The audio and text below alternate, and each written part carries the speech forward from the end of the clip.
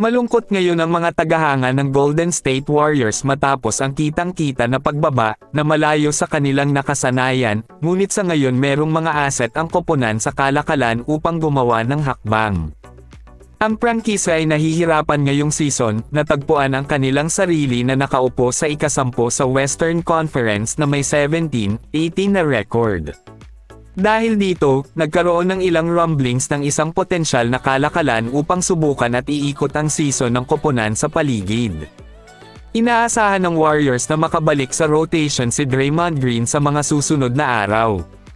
Ang veteranong forward ay inalis na sa paglalaro matapos mapalampas ang huling 12 laro dahil sa tiyak na pagkakasuspinde. Gayunpaman, nakatanggap ng matinding suntok ang Golden State nang mabali ang kamay ni Chris Paul laban sa Detroit Pistons nito lang Enero.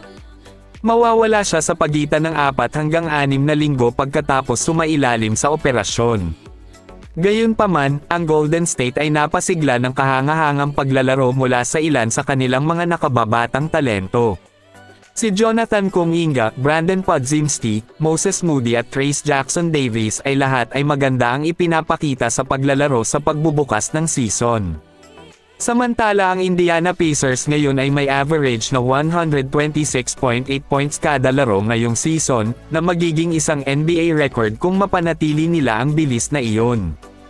Ang isang malaking dahilan kung bakit ang koponan ay umiskor sa ganoong rate ay ang paglalaro ni Tyrese Haliburton, na nasa kalagitnaan ng 1 taon ng karera. Ang 23 anyos na point guard ay hindi lamang naglalagay ng 24.2 points per game ngunit nangunguna rin sa NBA sa mga assist na merong 12.7 assists kada laro.